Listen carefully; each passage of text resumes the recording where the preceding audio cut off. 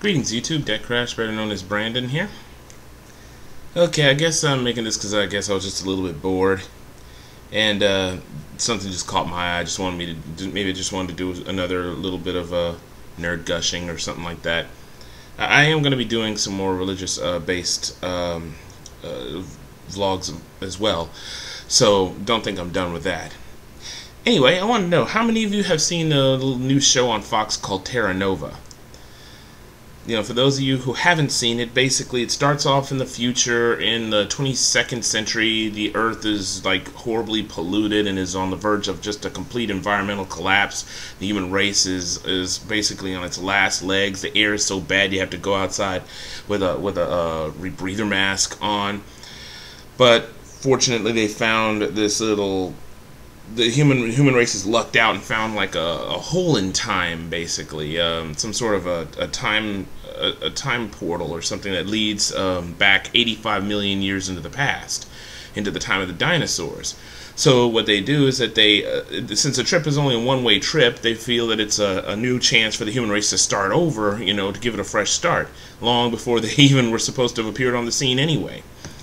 So they start building a little colony in that era called Terra, and basically people are chosen by either lottery or assignment by the government to go into the time of the dinosaurs and, you know, help restart human civilization, hoping to make the world a better place. So the story kind of revolves around a family that looks out and gets to go, and the father kind of sneaks along because he breaks out of prison. And yes, I'm sorry, this is a little bit spoiler heavy, and I'll put something up at the beginning of the video to let you know, because since it took me a moment to get to it.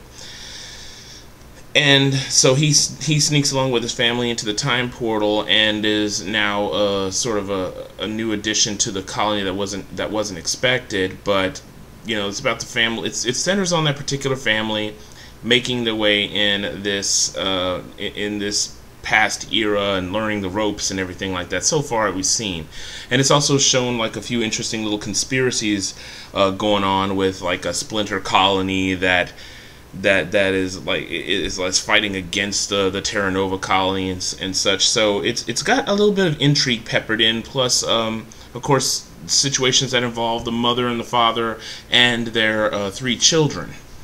They have like an oldest son, a middle daughter, and a youngest daughter. So, and also I think it's Stephen Lang who plays like the head of the colony. If you don't know who he is, he's the guy who played the bad guy on Avatar. And I'm not talking about The Last Airbender. I'm talking about, you know, Avatar, James Cameron with the blue cat people thing. He pretty much plays up to his role. He's nothing like the you know, Snidely Whiplash evil guy who he played in Avatar, though you can tell he seems to be a pretty genuinely good guy, but you can tell something, there's more to him than meets the eye, especially with some of the things that they say in the show. So, and you know, the story, like I said, the storyline looks like it's shaping up to be something pretty good. We only got a chance to watch the pilot episode, which was a 2-hour-long thing. And it told a lot of the story. The technology that they show is really, really cool, because you have this interesting little juxtaposition between really, really advanced super scientific technology and then using it back in the time of the dinosaurs, and you know, and them interacting with brachiosaurs and carnivores and even some interesting species that were just sort of made up for this show. Because and I remember watching like a preview commercial or like a preview thing of the TV series that explained that the reason why they chose this era to bring them back into is because it's the era that paleontologists have like the smallest fossil record of. We don't know much about the types of dinosaurs or creatures that or plants or animals that existed in that era. We know very little about them. So it gave them room to make things up as they went along. One of them, I think, is a creature that they show in the series. They call it a slasher. It's a really interesting dinosaur with a barbed tail. I don't know if that's actually based off of something, but or if that's actually just a particular species of dinosaur that I knew nothing about. I mean, I'm not an expert on paleontology. I do like dinosaurs, and I think that's the reason why this series is kind of like, you know, it's activating my nerd genes. Let me see. So, you know, if you like dinosaurs, you're gonna like the show. The CG for the dinosaurs, it's okay. It's nothing to really sing about, but it's not terrible. It blends in fairly well with the things that are going on. Although I think they could have done a slightly better job. It still looks a little CG rendered, but not terrible. It's actually something that's not gonna really rake on your nerves. At least it didn't do that for me. Another thing I wanted to say is that it's kind of interesting that I've read some of the other reviews, and yes, I know I'm late in doing this review, that people call it Lost meets Jurassic Park. Now, surprise, surprise, I've never been a really big fan of Lost. I guess I lost my taste for the really big mystery plot shows when they canceled the 4400. I absolutely loved the 4400. I watched it religiously. I could not wait for the next episode, and when the season finale ended, I was like, you know, I was just waiting with bated breath for the next season. And when I found that they canceled it, I wanted to go and punch one of the executives that made that decision, because they really had a good thing going there. And to be honest, I've heard people talk. It lost because of Heroes getting popular. And I know I'm going off on a little tangent. I will get back to Terra Nova. I'm just saying is that I liked the 4400, and I just, because of the whole deal with it being canceled in favor of shows like Heroes, which I never really cared much for, I lost my stomach for those big mystery stories, because the 4400 had that overarching mystery. For those of you who have seen it, if not, I'm not going to go into a big description of the show. I highly recommend you watch what they have, the episodes of it. It is incredibly good. But what I'm trying to say is that they called it Lost. They called Terra Nova Lost meets Jurassic Park. And I know enough about Lost to where I really don't see the similarity, except for maybe just having some sort of big overarching mystery going on in the background. For me, I look at Terra Nova and I say, I see it as another combination of shows.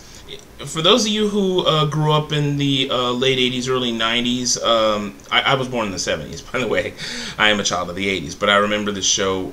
NBC did a lot of really experimental science fiction shows back in the early 90s. Some did well, but then they made just some really poor executive decisions that ended up getting shows kicked off the air. One such show that had a whole lot of potential but ended up falling flat on its face was a little known show called Earth 2. Basically about these human colonists that go to an Earth-like planet to start a new life.